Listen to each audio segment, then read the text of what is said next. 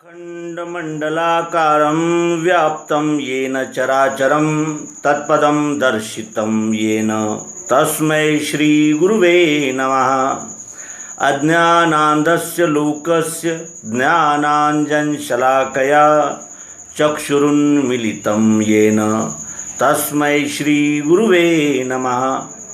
अध्यात्म विश्व विज्ञान यूट्यूब चैनल पर उपस्थित सभी भाई बहनों का हार्दिक स्वागत समादर करते हैं।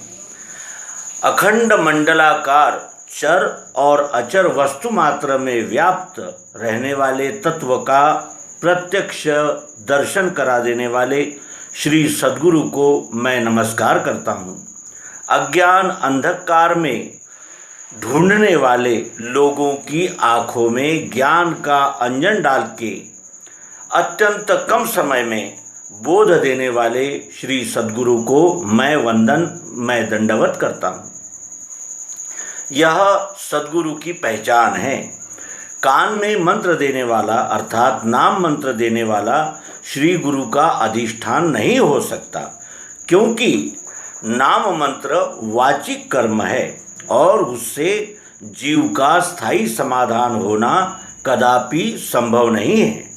वाचिक कर्म को मुक्ति कहने वाला और मुमुक्षु को कर्म बंधन में ही अटकाने वाला सद्गुरु हो ही नहीं सकता, तो वो बैरी है। कर्म बंधनात्मक कल्पना का लय करके तत्पद दर्शित कराने वाला गुरु ही सचमुच का सद्गुरु है। अब वो ये तत्पद और अनुभव निश्चय में आने के लिए, प्रत्यक्ष यथार्थ बोध होने के लिए विज्ञान निष्ठ पद्धति का अवलंबन करना चाहिए। विज्ञान किसे कहते हैं? प्रत्यक्ष प्रायोगिक पद्धति से आजमाने का, जांच परख कर अवलंबन करने की पद्धति को विज्ञान कहते हैं। और इस परंपरा प्राप्त योग का नाम दिव्य दृष्टि, अध्यात्म विद्या, औपधर्म, योगेश्वर्य, साक्षात्कार, दर्शन, अनुभव, अघोर विद्या, शांकरी विद्या, ईश्वरी योग, वारुणी विद्या, विश्वरूप दर्शन योग, क्षेत्रज्ञ योग, समत्व योग, विज्ञान नेत्र आदि इस विद्या के अनेक नाम हैं। यही दिव्य चक्षु श्री कृष्ण जी ने अर्जुन को दिए थे और उसका तुरंत ही निश्चय हो गया और वो स्वकर्मारूढ़ हो गया। इस ईश्वरी योग का जो श्रद्धावान नर नारी विचार करेंगे, उन्हें भी अर्जुन की तरह सदैव सर्वत्र परमात्मा का स्वरूप ही दिखता रहेगा और इस दिव्य अमृत का प्राशन करने का हक सभी को है। माहि पार्थ व्यपाश्रित्य येऽपि स्युः पापयोनिः स्त्रियो वैश्यास्तथा शूद्रास्तेऽपि यान्ति परां गतिं। गीता के अध्याय 9 के श्लोक 32 के अनुसार उदार चरितानां तु वसुधैव कुटुंबकम। उदार चरित्र रहने वाले को यह विश्व ही एक परिवार है। यह पुण्य यदि किसी के पास हो तो उसे तत्व दर्शन होगा। बीज रक्षण, बीज को भूमि में डाल देने से, उसे बीजारोपण करने से ही और उसका वृक्ष तैयार होकर बीज का विस्तार करने से ही होता है। कोठी में बंद रखने से वो बीज यानी सड़ जाता है और समाप्त हो जाता है। ये हमने सदैव ध्यान में रखना चाहिए। ऊपर वर्णन किया हुआ और सिर्फ केवल सात्विक श्रद्धा से ही प्राप्त होने वाला यह अत्यंत गुह्य तत्व ज्ञान श्री कृष्ण जी ने अर्जुन को दिया हुआ दिव्य चक्षु विस्मरण होने की वजह से परित्राणाय साधुनाम, इस ईश्वरी इच्छा को सनातन नियमानुसार वर्तमान समय में सद्बुद्धि का रक्षण अर्थात कल्याण होना चाहिए, इसलिए यहाँ प्रकट किया जा रहा है। अखंड कल्याण होना चाहिए, यह इच्छा धारण करने वाले सत्पुरुषों ने इसका सूक्ष्म विचार और मनन करना चाहिए। श्रुतियों ने तत्त्वम् असि ऐसा कहा है, उसका तात्पर्य क्या है?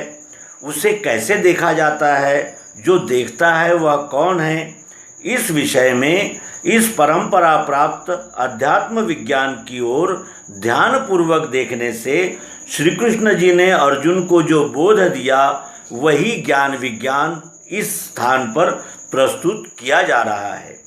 हम अपनी ही पहचान करके स्वस्वरूप के निश्चय के लिए विज्ञान के प्रायोगिक पद्धति से इस रहस्य को खोलेंगे और दृढ़ निश्चय की प्राप्ति करेंगे, और इस तरह दृढ़ निश्चय की प्राप्ति होते ही हमारे सभी संशय भ्रम समाप्त हो जाते हैं। विज्ञान सदैव प्रयोगनिष्ठ होता है। प्रयोग के द्वारा प्रत्यक्ष होने वाला निष्कर्ष विज्ञान को मान्य होता है। दूसरों की शब्दों पर विश्वास रखना विज्ञान कभी मान्य नहीं करता। शाब्दिक वर्णन से समाधान की प्राप्ति भी नहीं हो सकती और प्रयोग करने के लिए वस्तु प्रत्यक्ष रखी जाती है। उसे प्रैक्टिकल सेंटर ऑफ डेमोन्स्ट्रेशन ऐसा कहा जाता है। द्वामीमो पुरुषो लोके क्षरश्चाक्षर एव च क्षरः सर्वाणि भूतानि कुटस्थोक्षर उच्यते। उत्तमः पुरुषस्त्वन्यः परमात्मेत्युदारहतः यो लोकत्रयमाविश्य बिभर्त्य व्यय ईश्वरः। यस्मात् क्षरमतीतोऽहं क्षरादपि चोत्तमः अतोऽस्मि लोके वेदे च प्रथितः पुरुषोत्तमः। इस गीता के 15वें अध्याय के श्लोक 16 से 18 तक हमें ये स्पष्ट बोध देते हैं। विश्व में क्षर और अक्षर यह दो पुरुष है। क्षर सर्व प्राणी मात्र को और अक्षर कुटस्थ व्याप्त जो चाह जरूरत प्रियत्व रूप मिठास है उसे कहा गया है। पुरुषोत्तम इससे अलग है, यानी इन दोनों का लय करने वाला भाव पुरुषोत्तम है, जिसे नाम कहते हैं। उसे परमात्मा भी कहते हैं, जो तीनों लोकों में अव्यय ईश्वर धारण करता है। मैं क्षर से अलग हूँ और अक्षर से भी उत्तम हूँ, इसलिए मुझे वेद शास्त्रों में पुरुषोत्तम कहा है, ऐसा इन श्लोकों का अर्थ होता है। उपरोक्त अनुभव के वाक्यों का प्रत्यक्ष यथार्थ दर्शन होने के लिए हम खड़ी शक्कर को अपने सामने रखेंगे और इसकी ओर विचारपूर्वक विवेक से देखेंगे। जो लोग ये क्रिया नहीं करेंगे उन्हें इस प्रयोग में दिया हुआ अनुभव अर्थात रहस्य का रहस्योद्घाटन कभी प्रत्यय में नहीं आएगा, कभी दिख नहीं पड़ेगा। यही प्रयोग हम विश्व के सभी वस्तुओं के साथ संग करके अनुभव ले सकते हैं। वस्तु का बोध होते ही संशय भ्रम से हमारी छुट्टी हो जाती है, संशय भ्रम से हम मुक्त हो जाते हैं। मित्रों, श्री मनोज प्रसाद, जिला नालंदा, बिहार का प्रश्न था कि ईश्वर कौन है, कहाँ रहते हैं, क्या करते हैं और उनकी प्राप्ति कैसे की जाती है। इस प्रश्न के ऊहापोह में हम इस मालिका का प्रस्तुतिकरण कर रहे हैं। ईश्वर कौन है, कहाँ है, कैसे है, ये जानने से पहले हमने ये देखा था कि हमारे पास जानने के लिए साधन कौन कौन से हैं। हमारे पास पंच ज्ञानेंद्रियाँ हैं, मन है, बुद्धि है और मैं कहने वाला ये जीवात्मा अहंकार है।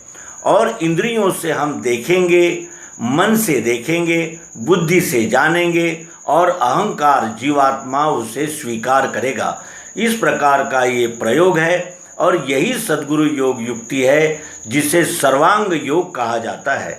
अपने सभी अंगों का योग करके विश्व के सभी अंगों को जानकर पिंड में है वही ब्रह्मांड में है, इस अनुभव को ग्रहण करना ही इस प्रयोग का उद्देश्य है।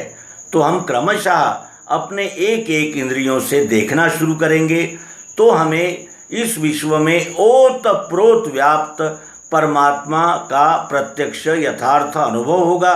और ये अनुभव प्राप्त करने पर फिर शाब्दिक तत्वज्ञान का कोई महत्व नहीं रहता और मनुष्य अपने सभी संशय भ्रमों से छूटकर जानत तुम ही होई जाई, इस अनुभव तक पहुँचते हैं और अपने जीवन का सार्थक करते हैं, कृतकृत्यता प्राप्त करते हैं।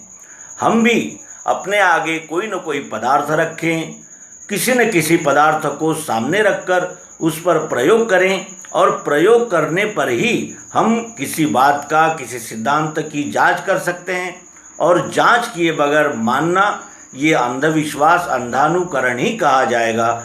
इसीलिए हम अपने सभी पाठक मित्र, आचार्य, गुरुजन और इस चैनल पर उपस्थित प्रत्येक व्यक्ति से व्यक्तिशः प्रार्थना करते हैं कि वे भी अपने आगे कोई न कोई पदार्थ रख लें और जिस तरह हम इस पिंड से लेकर ब्रह्मांड तक मिलान करते चलेंगे, उसी तरह आप भी उस पदार्थ से इस ब्रह्मांड का मिलान करेंगे।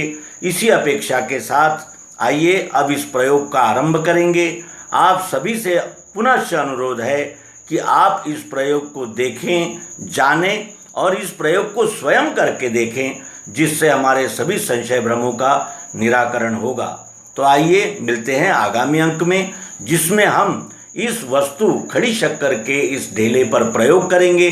अपनी इंद्रियां, मन, बुद्धि और अहंकार का उपयोग करके हम इस विश्वरूप विधाता को जानेंगे, समझेंगे और जानकर फिर उसी विश्वरूप परमात्मा में लय को प्राप्त करेंगे। इसी दिशा में हम अपने कदम बढ़ाएंगे और अपने मन, बुद्धि, चित्त और अहंकार को एकाग्र, निर्मल करके इस प्रयोग को ग्रहण करेंगे। इसी प्रार्थना को पुनः करते हुए इस अंक को विराम देंगे। नर्मदे हर सद्गुरु भगवान की जय।